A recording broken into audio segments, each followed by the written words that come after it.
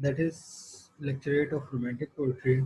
In this lecture, we will learn Astor Coleridge's famous poem, "The Rime of the Ancient Mariner." Mariner means a person who is uh, driving or handling a ship in the sea. So, mariner in this, a mariner who tells the story of his sea stories from one of his sea stories. In these pictures, this poem starts from that part.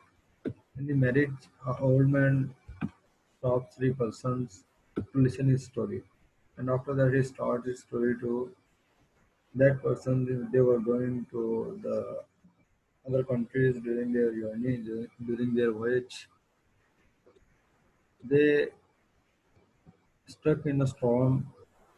During the storm, their ship was uncontrollable, and they went to a different area. There was okay. After that, we will see in the next slides. The albatross symbolizes nature. There are some symbols are used in this. First of all, albatross. Albatross is this bird that is shown in this picture. Albatross symbolizes nature. It shows nature. In this poem, St. Coleridge shown that one who loves nature will be survived in this world, and a person who is not loving the nature, he will destroy it.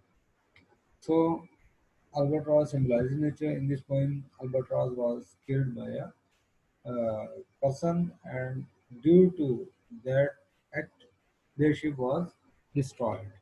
The mariner killed the albatross for no apparent reason. He killed the albatross without any reason, and albatross wanders the southern seas, drinking seawater and feeding on squid. Squid is a kind of fish, cuttlefish, and other small sea creatures. Sometimes they follow ships to feed on their scraps. An old superstition says killing an albatross brings bad luck. ये जो Greek थे उनका एक अकीदा था कि अगर समुद्र में सफर के दौरान आप अल्बाट्रॉस को किल करेंगे तो this will be sign of your bad luck. हालांकि वही जो हैं जो ये कहते थे वो खुद उसको किल करते थे अपने खाने के लिए। एंशियंट माइनर इसमें मेजर कैरेक्टर चेंज जो है वो ये है। Initially the minor does not appreciate nature, is not in harmony with nature. Means कि जब वो नेचर को पसंद नहीं करता था तो उनको डिस्ट्रैक्शन आई। The mariner needlessly kills the albatross, he must then bear the dead bird around his neck. उसने पहले तो अल्बाट्रॉस को मारा, फिर एज अ सजा उसके बाकी जो अमला था जहाज का, शिप का, उन्होंने उसको अल्बाट्रॉस को उसके गले में लटका दिया। Once he begins to appreciate nature, the curse is broken and he is able to pray again. और जब वो दोबारा नेचर की फेवर में आया, पहले वो नेचर के मुतजाद था, नेचर के मुखालिफ था, तो डिस्ट्रैक्शन की तरफ जा रहे थे। जब वो नेचर के करीब आए तो दोबारा वो again they are blessed.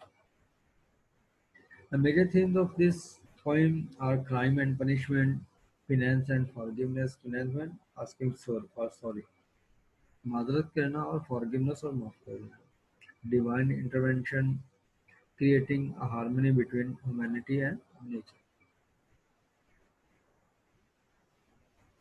This poem is divided in seven parts. Most of the stanzas in the poem have four lines.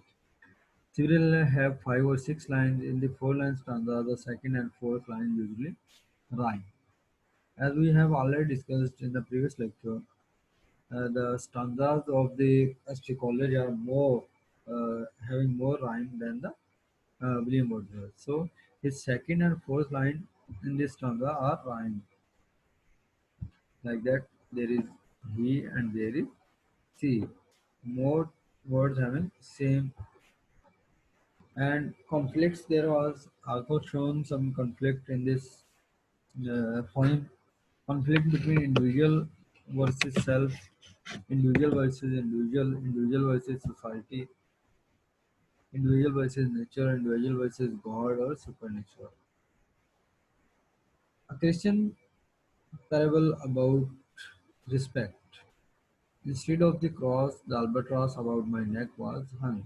I had killed the bird that made the breeze to blow. मैंने उनके यहाँ ये था कि अगर bridge the blow, उस दौर में जो कश्तियाँ थी वो हवा के जोर पे चलती थी, ऊपर बांध बांध लगे होते थे कपड़े के, उनको एडजस्ट करते थे जिस तरह जहाँ पर जाते थे। तो अल्बाट्रॉस कहते थे कि अल्बाट्रॉस आपकी तरफ आ रहा है, इसका मतलब आपकी जो हवा है समुद्र की मुनासिब है आपके सफर के लिए। लेकिन अगर अल्बाट्रॉस को मार दिया तो फिर वो हवा मुखालिफ हो जाएगी। Held it in God's name, Christian soul, यानी जो अल्बाट्रॉस है इसकी सोल जो है वो क्रिश्चियन होती है। तो ये तमाम क्या है।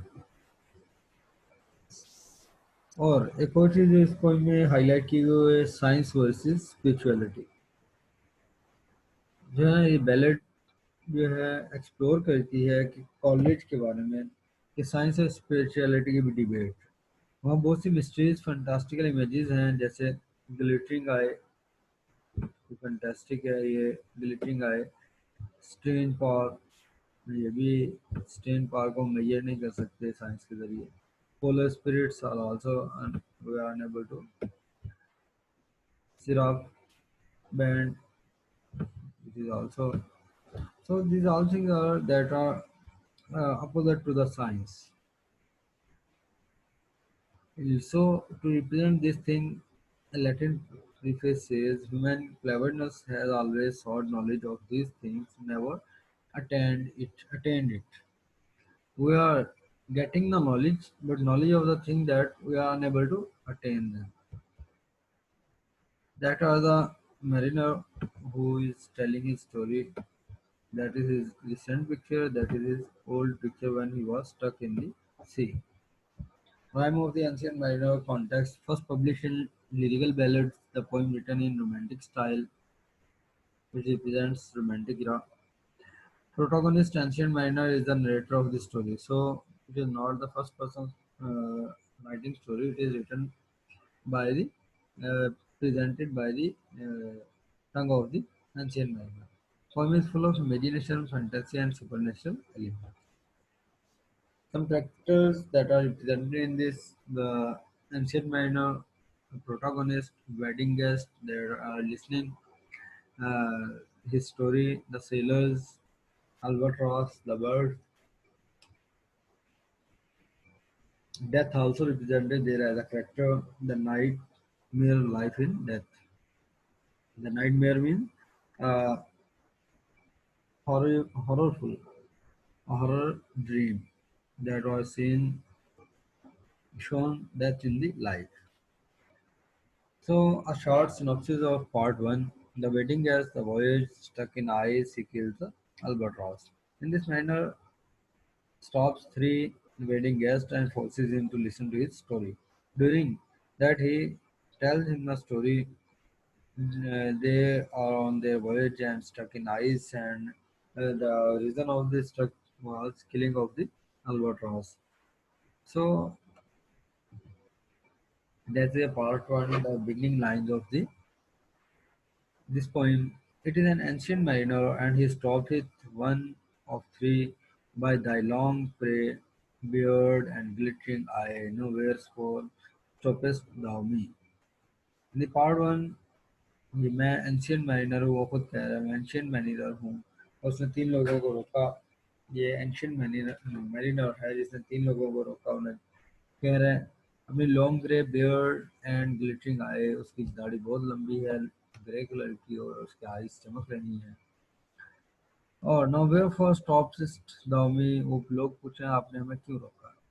These are not complete poem. The poem is too much lengthy. We are reading only important lines from the poem. From part one, these are the important lines. The bridegroom's doors are opened wide, and I am next of kin. The guests are met, the feast is set. Mayest hear the merry day. So the sign of the starting of the marriage is bridegroom door are open, यानी दुल्हन आ रही है। जब दुल्हन आ रही है उसका मतलब है कि शादी शुरू हो गई है। पहला पार्ट वन में हमने शुरू में कुछ लाइनें पढ़ी, वो बिगनिंग थी। अब ये कुछ अंदर का पार्ट आ रहा है जो इम्पोर्टेंट लाइन्स हैं कि I am next of the किन, यानी मैं दुल्हन के रिश्तेदारों में से करीबी रिश्तेदार हूँ। The guests are met, the feast is set, तमाम गेस्ट एक दूसरे में मिल रहे हैं और खाना भी रेडी है। Mayst hear the married in, और इसके बावजूद तुम मेरी बात सुनो। He holds him with his skinny hand, there was a ship quoth he. उन्होंने अपनी स्टोरी सुना रहा है कि एक शिप था और वो जा रहा था सफर पे। Hold off unhand me grey beard loon, eftsoons his hand drop he. नहीं, वो तीनों कोशिश कर रहे हैं कि इसे हाथ छुड़वाएं और निकल जाए। And no the storm blast came and he, वो फिर भी नहीं रुकता और अपनी स्टोरी सुनाता जाता है कि तूफान आ गया और हम उसमें फंस गए। Was tyrannous and strong, he stuck with his overtaking wings and chased us south along।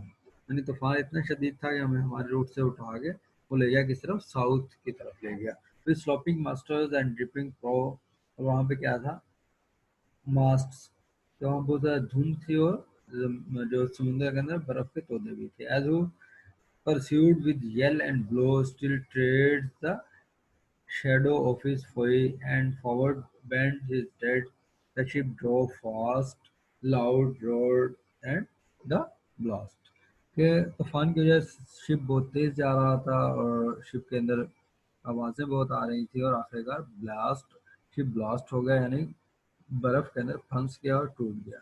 And southern aye we fled from, हमारा शिप ऑटो खुद ब खुद ही तूफान के जोर पे साउथवर्ड की तरफ जाने लगा, तबाह होते होते। And now there came both mist and snow, फिर वहाँ बर्फबारी भी शुरू हो गई और धुंध भी आ गई। And it grows wondrous cold, और बहुत ठंड हो गई। And ice mast high came floating by as green as emerald, जिस तरह एमराल्ड में ग्रीनरी फैली होती है इस तरह यहाँ पर हर तरफ फैल गई जो है धुंध।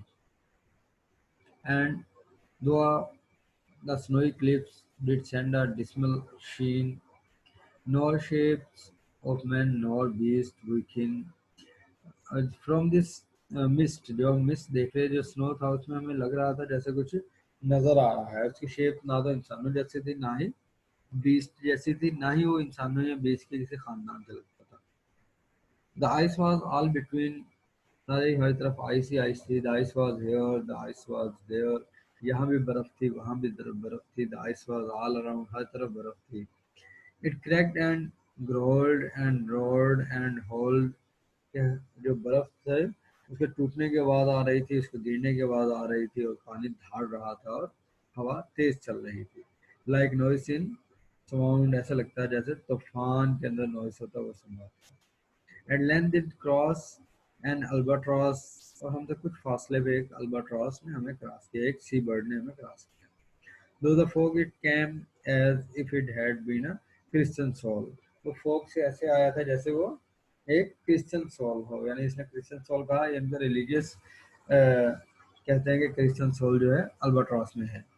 We held it in God's name, हमने उसे अपने साथ आदि कर लिया, परिंदे को अपने साथ माइल करना, परिंदे को माइल कर लिया जो हमारे पास आने लगा। It at the food it never had at it ईट, उसे हमने वो खाने खिलाए जो उसने कभी नहीं खाए होंगे। एंड राउंड इट फ्लू, हमारे इर्द गिर्द ही उड़ता रहता था। Ice did split with the thunder fit, ice जो है थंडर फिट के साथ टूट रही थी। द हेल्म्समैन स्ट्रीटेड अस थ्रू, और हमें जो है ऐसा लगता था जैसे हम तबाही की तरफ जा रहे हैं। And a good south wind sprung up behind, the albatross did follow, and every day for food or play, albatross हमारा हमारे साथ आ रहे थे, कुछ फूड के लिए कुछ हमारे साथ खेलने के लिए। Comes to the mariners hollo, mariners के हॉलो की तरफ आए। In mist or cloud on mast or shroud, वहाँ बादल भी थे, मस्ट पता नहीं चल रहा था बादल इतने डाउन आए हुए हैं, यहाँ पे धुंध है और ये पता नहीं लगा बारिश हो रही है या के जो है ये इतना शोर हो रहा है। It purchase for vespers nine wills all the night through fog smoke white glimmered the white moonshine। सारी रात ऐसा ही शोर चलता रहा, फोग थी और स्मोक थी, सारा कुछ वाइट था। और मून भी सफ़ेद चमक रहा था, लेकिन वो वाज़ेह नहीं था, वो फोग में से नज़र आ रहा था। God save the ancient mariner from the fiends that plague thee thus why looks thou so with my crossbow। तो जब एंशिएंट मैरिनर कह रहा है कि मैंने अपने दोस्तों से कहा, ये क्यों हमारे इर्द गिर्द फिर रहा है जो है अल्बाट्रॉस है, और मैंने अपने क्रॉस बो में अपने तीर और कमान के जरिए उस पर अटैक किया। I shoot the albatross in mist और cloud on mast or shroud. मैंने उसे उस धुंध में और उस बादल में काबू कर लिया, उसे मार दिया। It purchase for whispers nine wills all the night through fog smoke white। Crew के 9 पर्सन थे, हम साहब ने मिलकर उसे हम सब वहीं पे थे और सारी रात हम एक दूसरे से बातें करते रहते और फोग और स्नो को देखते रहते। Glimmered the white moon shine, हम देखते रहते वाइट मून को चमकते हुए। God save the ancient mariner from the friends that plague the girls why looks दो सो विद माय क्रॉस बो आई शूट द अल्बाट्रॉस। मैंने अल्बाट्रॉस को मार दिया। पार्ट टू सेकंड, ये हमने फर्स्ट पार्ट की इम्पोर्टेंट लाइंस पढ़ ली हैं, काफ़ी लेंथी है लेकिन हमने सिर्फ इम्पोर्टेंट लाइन पढ़ी है। उसके अंदर उन्होंने स्टोरी आ रहा है कि मैं अपने जहाज़ पे जा रहा था, समुद्र में सफ़र कर रहा था, तूफान में स्टक हो गया था उसके, और मैं एक ऐसी तरफ चला गया जिस तरफ हर तरफ ठंड ही ठंड थी और कुछ भी नहीं था, बर्फ़ थी, तोदे थे, धुंध थी, और हमारा शिप तबाही के करीब था। Shipmates punish him for his crime. The crew get angry against his deed. They suffer from the thirst but no water to drink. They hang dead bird around mariner's neck। जैसा कि शुरू में हमने पढ़ा था कि उनका प्रोवर्ब था, उनके एक मशहूर कॉल था कि जो अल्बाट्रॉस को मारेगा उसकी बैड लक आ जाएगी।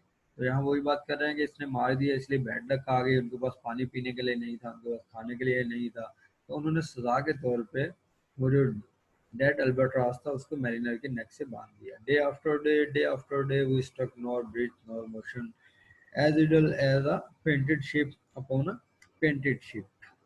कहता है कि हम इतना ऐसा उसके अंदर फंसे रहे थे, ऐसे लगता था जैसे हम शिप का हिस्सा ही हो, शिप पर हमारे फेस जो है वो प्रिंट कर दिए गए हों, जहाँ हम बैठे हैं वहीं बैठे हैं, जहाँ हम खड़े हैं वहीं खड़े हैं, कोई काम कारोबार नहीं और शिप फंसा हुआ।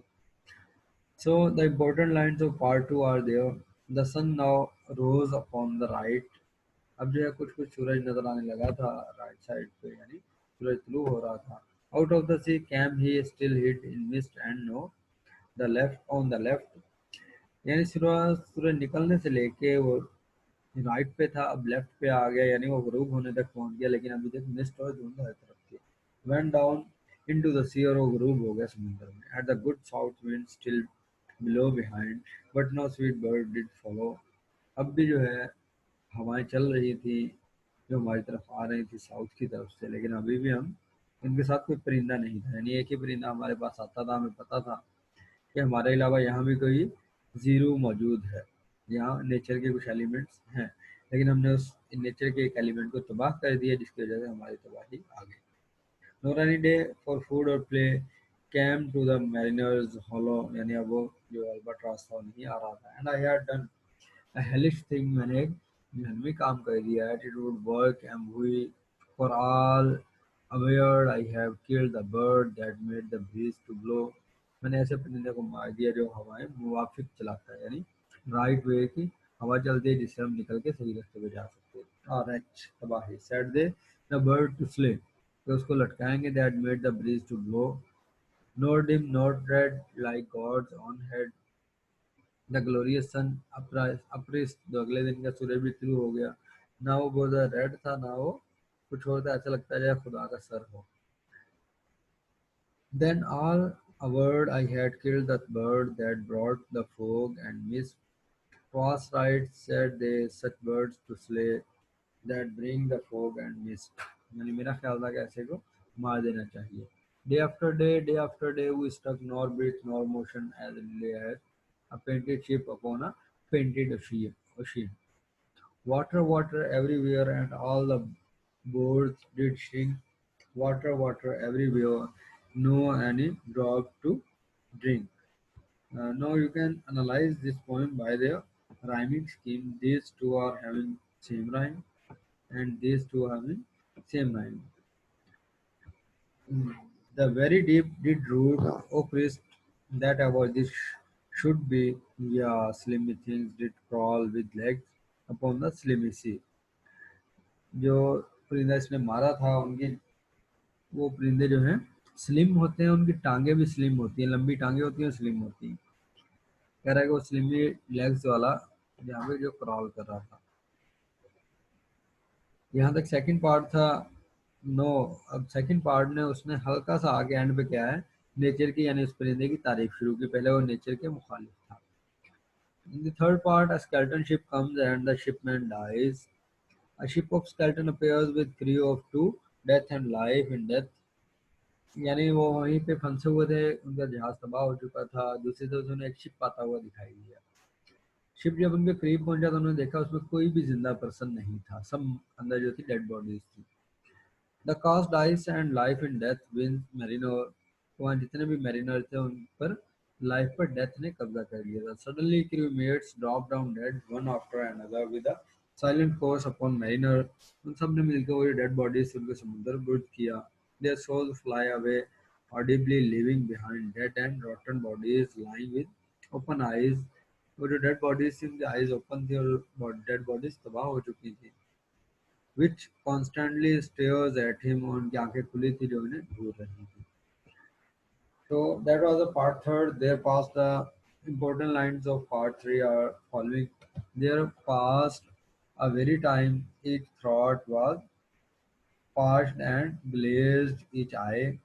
यानी वहीं पे वो टाइम पास कर रहे थे, उनके गले खुशक हो चुके थे और उनकी आईज जो है हर तरफ घूर रही थी। a very time हो glazed each very eye। When looking westward, I beheld something in the sky।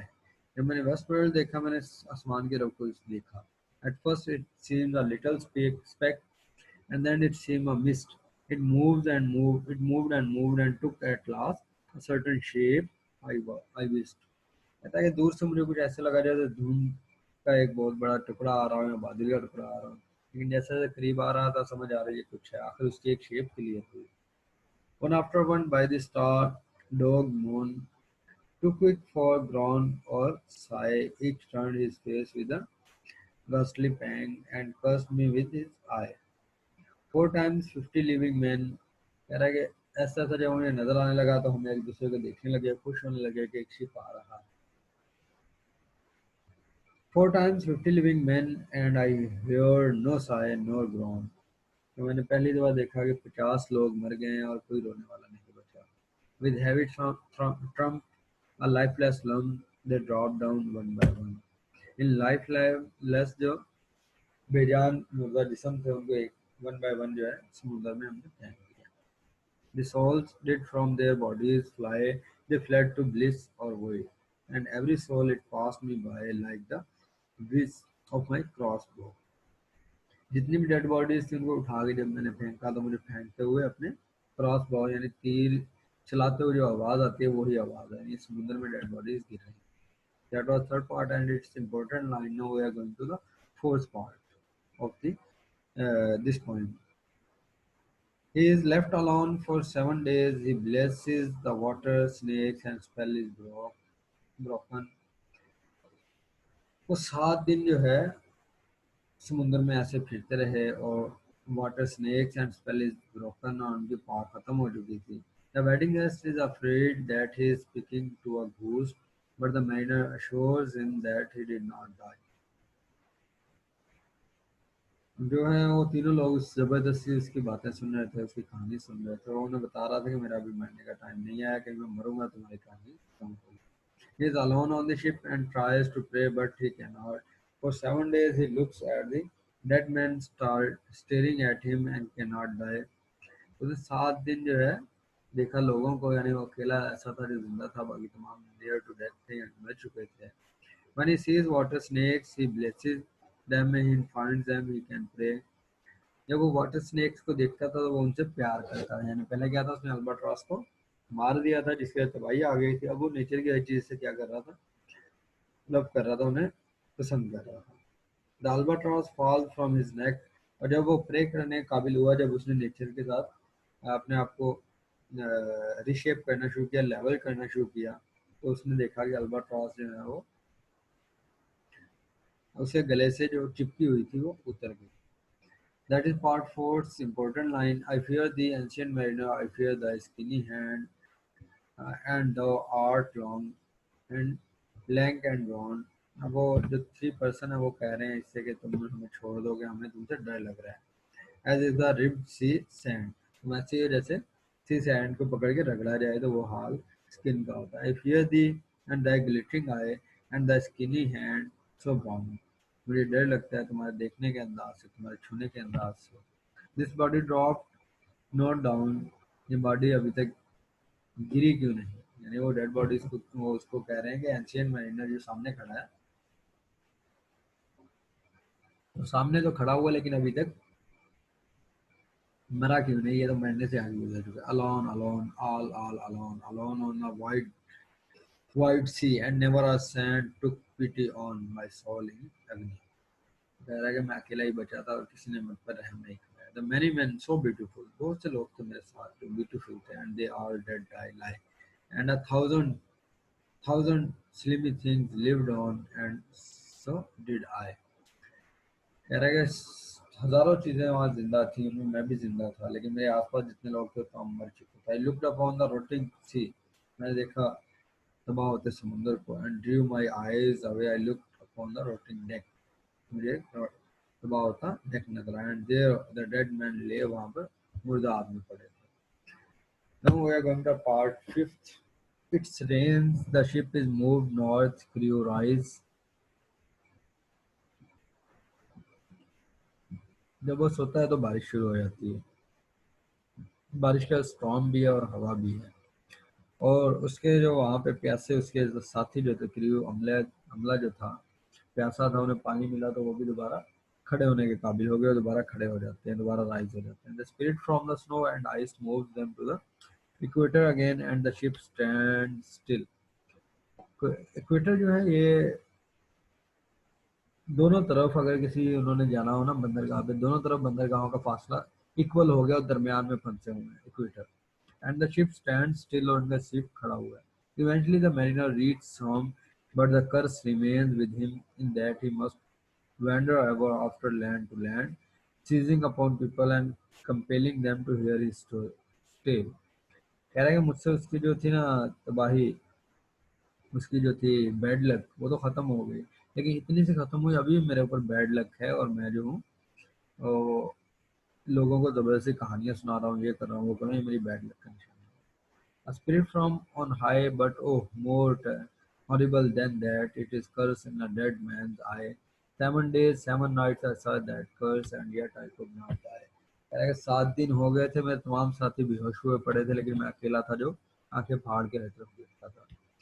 The moving moon went up the sky, and nowhere did abide. Softly she was going up, and a star or two besides।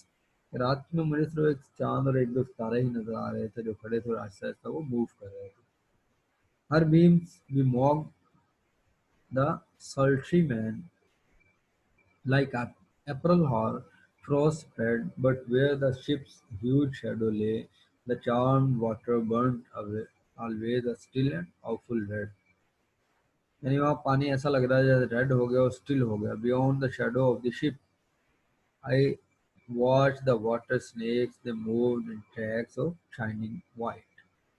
कह रहा है कि मैं जहाज के deck पे खड़े होकर मैंने जो है पानी के सांपों को देखा है। When they reach the elfish light fell off in hoary flakes, और जब वो लाइट के सामने आते थे उनकी स्किन चमकती थी। Within the shadow of the ship I watch their rich attire, मुझे जब मैंने शिप की शेडो में उनको देखता, मुझे रिच अटायर यानी उनकी वायरल स्किन बहुत अच्छी लगती है। Blue glossy green and velvet black, उनका कलर जो था ब्लू था, ग्लोसी ग्रीन था या फिर वेलवेट ब्लैक था। द कोल्ड एंड स्वैम, वो घूमते थे, गोल घूमते थे और तैरते थे। एंड एवरी ट्रैक, हर ट्रैक पर was a flash of golden fire, ऐसा लगता है जैसे गोल्ड फायर हो रहा हो। Oh, happy living things, no tongue.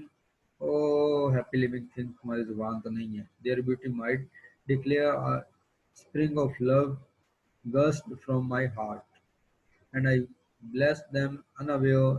Sure, my kind saint took pity on me, and I blessed them unaware. The self-same moment I could pray, and from my neck so free, the albatross fell off and sank like lead into the sea. कह रहा है कि albatross जो मेरे गले से लटका हुआ था मुझसे उतर गया और मेरे अंदर पार आ गई कि मैं दुआ कर सकूं. So this is a pictograph of this story. Mariner forces guest to listen his story. Mariner ने guest को रोका कि वो उसकी कहानी को सुने. A storm hits the ship and impels in south. Ship stuck in the ice. यानी तमाम ज्ञान जो पिछले हमने पढ़े हुए हैं उन्हीं के अब एक दो खुलासा आ रहा है. तो वो शिप में जा रहे थे तो शिप उनका आइस में फंस गया. आइस से नीचे नहीं उतर रहा था. तूफान ने उसे उठा के बर्फ के तोदों के ऊपर रख दिया. Albatross messenger of hope. Mariner kills albatross.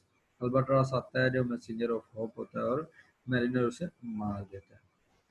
शिपमेट punish mariner. तो बाकी जो उसके साथी हैं वो उसे पनिश करते हैं कि उस अल्बाट्रॉस को उसके गले से लटका देते हैं. इसी दौरान एक तबाहशुदा एक खाली शिप आया था. Skeleton ship arrives.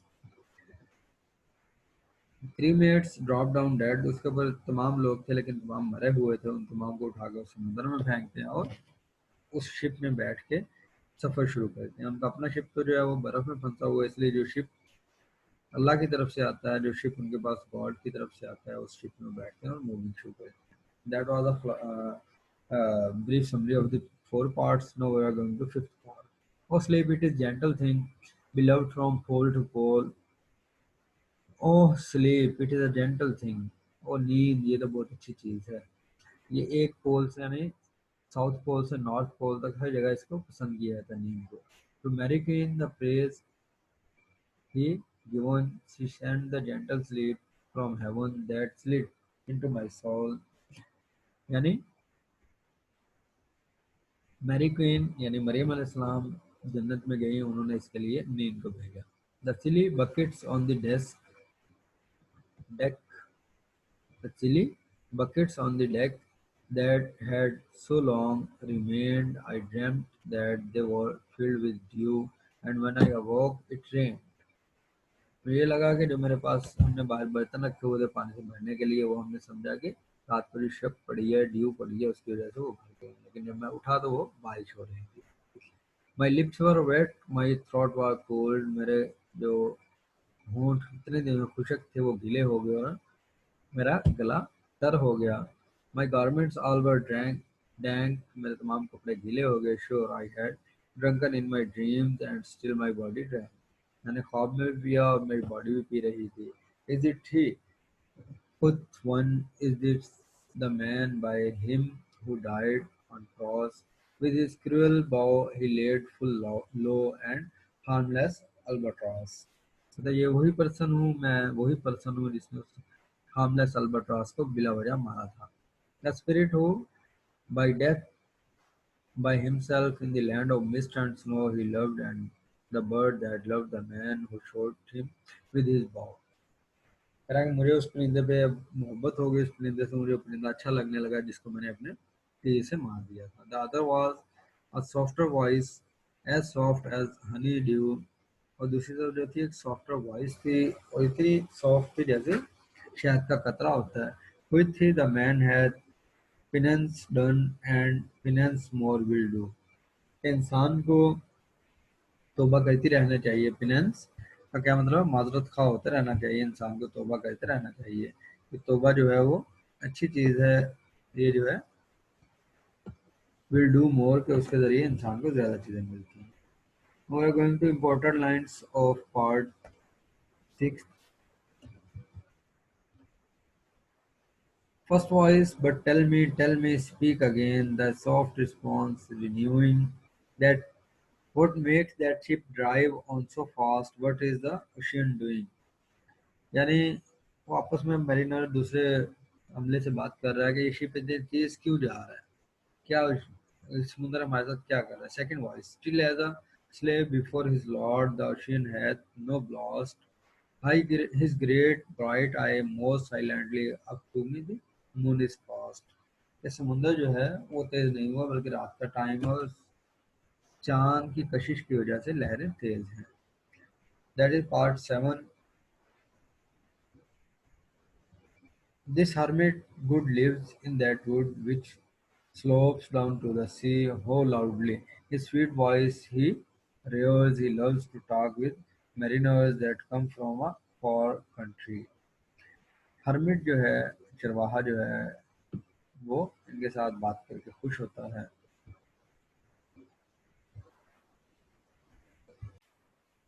This hermit good lives in this wood. Hermit यानी ऐसा पर्सन जो इबादत के लिए तमाम दुनिया से अलहदा होकर रहना शुरू कर देता है, पहाड़ों में, गारों में या ऐसी जगह पे जाके रहना शुरू कर देता है। तो ये बात कर रहा है कि ये हर्मिट है जो वुड में रहता है और slope down to the sea, और ऐसा वुड है, ऐसा जंगल है जो सी की तरफ स्लोप डाउन है, और ये लोगों से बात करता है, मरीनर से बात करके खुश होते हैं। He kneels at morn and noon and eve. वो जो है इबादत करता है सुबह, शाम और रात को। ही है था कुशन प्लम, उसके बाद एक कुशन भी है। It is a moss that wholly hides the rooted old oak stump. He kneels and morn, kneels जो है घुटने रख के बैठने को कहते हैं, जैसे नमाज में बैठे रहता है। He kneels at morn and noon and eve. भी है था कुशन प्लम्प, उसके बाद एक कुशन था जिसे वो लोगों को बिठाने के लिए देता था। It is a moss that wholly hides the rooted old oak stump. और वहाँ पे ओल्ड ओक का दरख्त था जिसके नीचे वो बैठता था। The skip boat neared I heard them talk. Why this is strange I throw, where are those lights so many and far, fear that signal made but now। कह रहा है कि सामने एक कश्ती आ रही है जिसकी लाइटें जल रही हैं, जिससे हमें पता लग रहा है कि we are near to. Furthermore, forth with this frame of mind was wretched with a woeful Agni, which forced me to begin my tale and then it left me free। यानी मुझ पे एक दौरा सा पड़ता है जो कहता है कि तुम स्टोरी सुनाना शुरू करो, और तुम जो जब मैं सुना चुकता हूँ वो चले जाता है। Since then at an uncertain hour that agony returns, जब भी वो जो मुझ पे कैफियत तारी होती है चली जाती है। एंटिल माई घोंसले टेल इज टोल्ड, वो जब तब जाती है जब तक मैं अपनी वो कहानी ना सुना लूँ। This heart with in me Burns, अगर मैं ना सुनाऊँ तो मेरा दिल जलना शुरू हो जाता है। I pass like night from land to land, मैं एक एरिया से दूसरी एरिया, एक सिटी से दूसरी सिटी जाता रहता हूँ। I have strange power of speech, और मैं बोलता रहता हूँ। That moments that his face I see, कि जो वो मोमेंट मैंने फेस किए हैं, मैंने सी किए हैं। I know the man that must hear me, to him my tale I teach. मुझे पता होता है कौन मेरी कहानी सुनेगा, तो मैं उससे रोक के अपनी कहानी सुना देता हूँ। Farewell farewell but this I tell to thee, thou wedding guest, he prayeth well who loveth well both man and bird and beast। ठीक है, बहुत शुक्रिया तुमने मेरी कहानी सुनी हो मेहमानों और शादी के मेहमानों, लेकिन दुआ करो और लव करो किससे, इंसानों से भी, परिंदों से भी और परिंदों से भी। यानी जो कुछ नेचर की बनी हुई नेचुरल थिंग है उससे तुमने क्या करना है, लव करना है। That is the moral of this story, कि जो कुछ भी है हमारे पास पास उससे हमने क्या करना है, लव करना है। He prayed best who love best, जो अच्छे तरीके से लव करता है नेचर से, नेचर उसके लिए अच्छी तरह दुआ करती है। All things both great and small for the dear God who love us, he made and loved all. कि अल्लाह ने तमाम चीज़ें बनाई, अल्लाह इन तमाम चीज़ों से लव करता है। अल्लाह ने हमें बनाया, हम अल्लाह के करीबी हैं, तो हमें भी अल्लाह की पसंदीदा चीज़ों से लव करना चाहिए। नेचर के साथ हमें भी अच्छे तरीके से रहना चाहिए, नेचर को डिस्टर्ब नहीं करना चाहिए। The mariner whose eye is bright, whose beard with age is over, is gone, and now the wedding guest turned from the bridegroom's door। यानी अब मरीनर चला गया और जो गेस्ट हैं वो दुल्हन के कमरे से आगे की तरफ जा रहे हैं।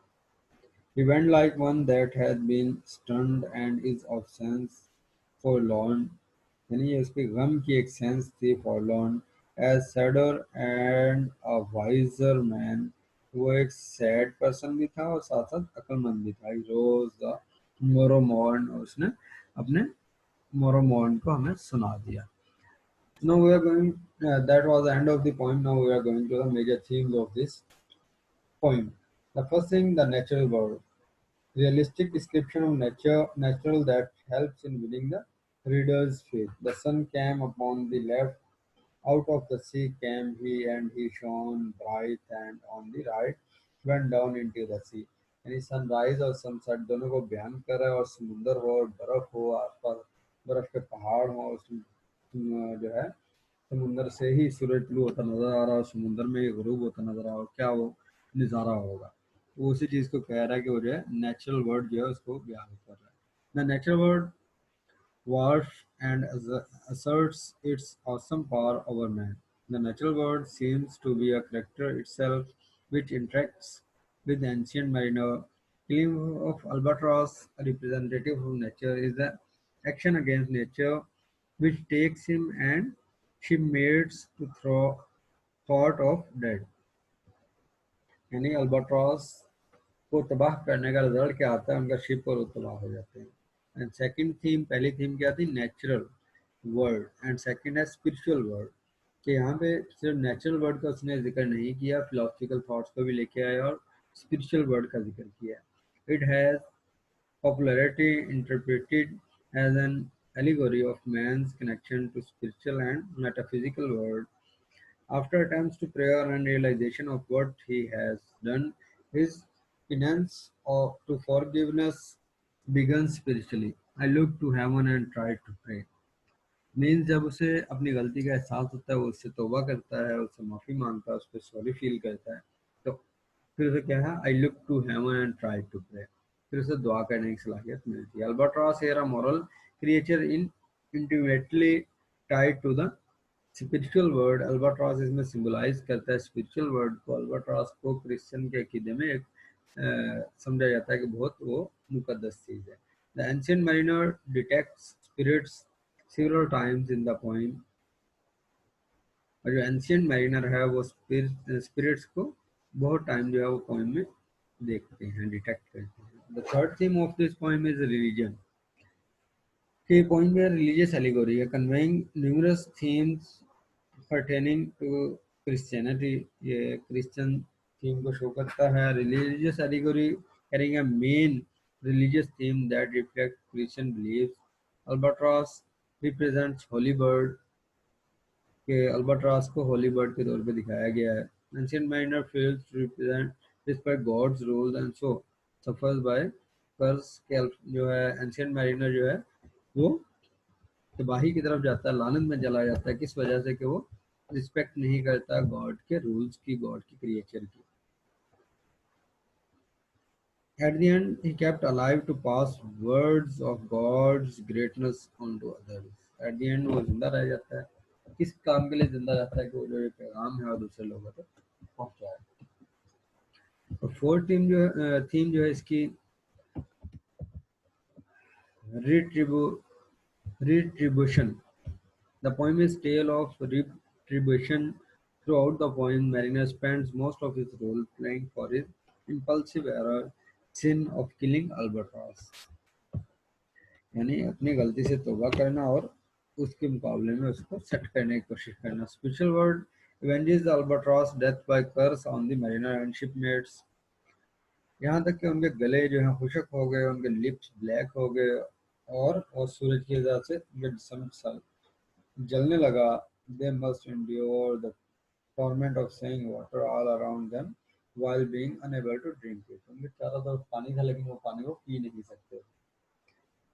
Retribution is blind. The sailors suffer with the mariner thought, though they themselves had not erred। यानी retribution is blind, यानी जो आपका रिवॉर्ड है वो ब्लाइंड होता है। The sailors suffer with the mariner though they themselves have not erred। यानी गलती जो है बाकी लोगों की नहीं थी जो मैरिनर के साथ थे, लेकिन वो भी, उन्हें भी दुख बर्दाश्त करने पड़े। किस वजह से, गलती एक की और तबाह सब हो रहे हैं। And fifth theme of this is depiction of the supernatural elements. The greatness of Coleridge Mariner lies chiefly in the techniques by which the supernatural has been made so believable and convincing that easily appeals to reader.